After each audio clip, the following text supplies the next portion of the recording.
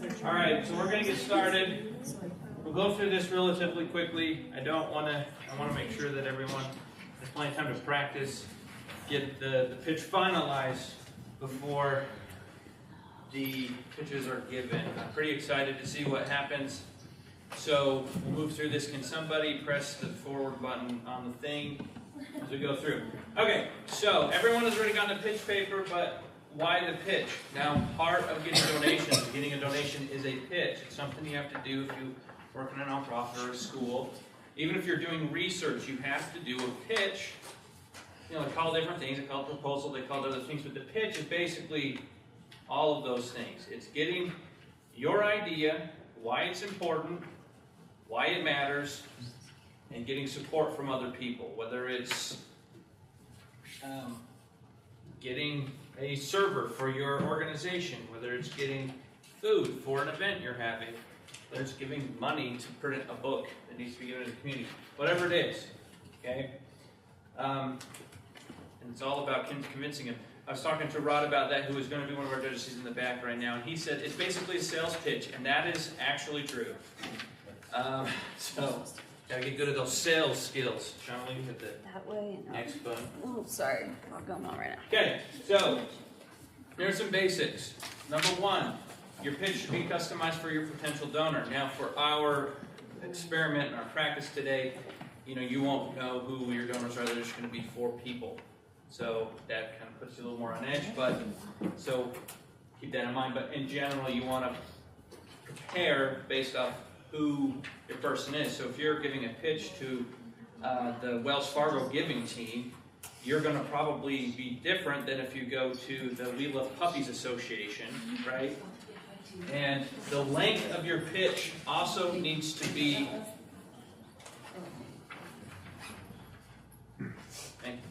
the length of your pitch also needs to be thought about and respectful for people's time considerations and for what they need. If you say, I'm only going to take a minute, literally only take a minute. If they give you an hour, feel free to take the whole hour. Okay? And then we have identified 4 S's. Now, Sean and I went to the Give Salt Lake presentation where they had 7 donors who were actually giving real money to people. And the donors asked about 4 things that started with S, so it came up with 4 S's.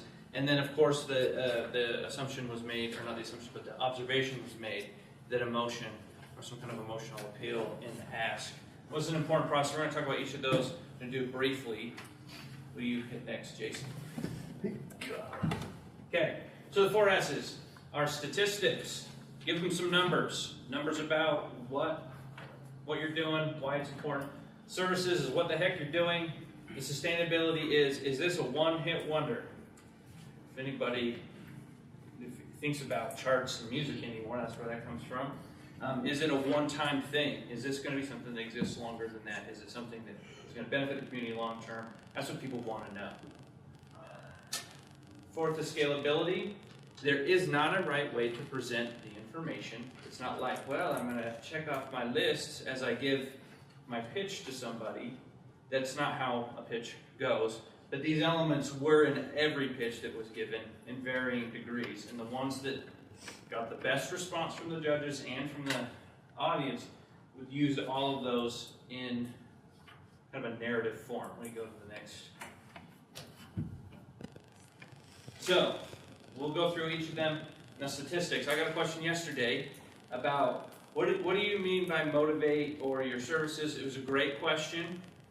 It was a phenomenal question. And so, try and make that clear now. The statistics fall into 2 categories. One is if you have a pre-existing program that you need continued support for, you want to provide statistics to demonstrate that whatever your service is effective. If you haven't developed a service, then you're in the second category, which is I need to give statistics that demonstrate that my service is trying to fight a need. So I need to tell people that this need is realistic. Jenny did a great job with her presentation by having people stand up and sit down. That was fantastic. It helped the statistics become a real thing so people could understand why it's a problem and why their project is a thing, right? She did a very good job of motivating the problem of depression in our community. At least I thought so. And that's the two different types. You have to be careful about which ones you use. So keep that in mind. And your relationship to that donor can change which stats you use. Some donors, they love spreadsheets. They want you to tell them like the per unit increase of happiness per dollar spent. Some don't care. So get a good read on those donors if you can. And the services. You need to explain why your service exists or why your organization exists. You need to be very clear about that. When we were watching it, we saw people who were not very clear about why their service was a thing. Why? I remember this one really great emotional story, but never clearly motivated why they were building a house to help people. It was never clear. So you want to be very, very clear, and do not use jargon, right? Most of us work in schools. Schools are full of jargon that people who work at McDonald's and Wendy's and Sizzler do not understand. So don't use it. And good pitches integrate the stats with the services in helping to demonstrate more powerfully why they're a thing. So sustainability, okay? This is a good place for an ask. Sustainability really comes down to the human and very American thing of like, we want to invest our money in something that matters and is long-term and can grow, and we want to make a difference and have impact, right? Which, if you think about this VISTA service and what VISTA is all about, VISTA is about building capacity and then disappearing. So it's kind of a weird thing, but that's how people think.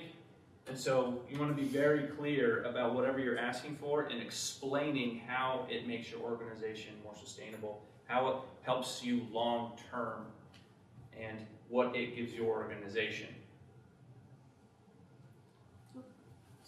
Yeah, go ahead. Good. Scalability. Basically, are you growing? I was disturbed at the conference about how big a deal this was to those donors. This was a huge deal. And I think that's just, it's an American thing. Growth economics, everything has to grow. We got to grow our GDP, we got to grow our businesses, we got to increase jobs, increase wealth. And so I think this is just along those same lines. Like, your organization has to have a plan for growth. You have to be getting bigger, getting more donors, doing more services all the time. And so it helps people feel good about giving you their money or hooking you up with their friend who does computer engineering or whatever it is. It helps them feel good about that. You need to give them that. What I'm really trying to say is you need to alleviate that need that they have to feel good about investing in your company. And so you need to clearly lay that out, right? If there were pitches that told people like, for every $100 we are able to increase our services for 5 people. And those pitches were strong, like they were very strong. Because like as a donor, they clearly understood the impact and how the growth trajectory that they were on and what they planned to do. So a lot of us already do a lot of these things, but we want to be very clear about why it's important. So we go to the next one. Okay. Now, emotion. Role of emotion. We're probably not going to watch the clip. I've got it inside out. I'm sorry. We've got to get back on track for lunch. I'm hungry. But emotion is very important. It plays a powerful role. The most memorable pitches were the emotional pitches. Some of them fell apart. Like a bad example, I told you about the one what they were doing is they were building a house in Provo for LGBTQ youth who felt ostracized from their homes, and it was going to be a safe place for them. She told a very powerful story about suicide. It was very strong, but she fell apart because that was all her pitch was the story. She didn't have any statistics. She didn't motivate why the house was important. None of that really came across. And so the judges literally said, wow, that was a great story. I feel really bad, but I don't know how to help you. Like, That's what they said to them. So that's like a way of using emotion, and without the other S's, it just does not work. And if it's too emotional, then people don't remember what you asked for. So a good example, and it was good to me, Shauna may have a different example, but to me, the best example from that thing was the woman who was asking for money to help save dogs' lives.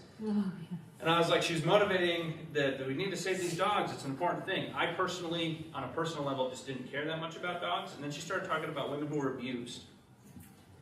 And I was like, okay, what does this have to do with saving dogs?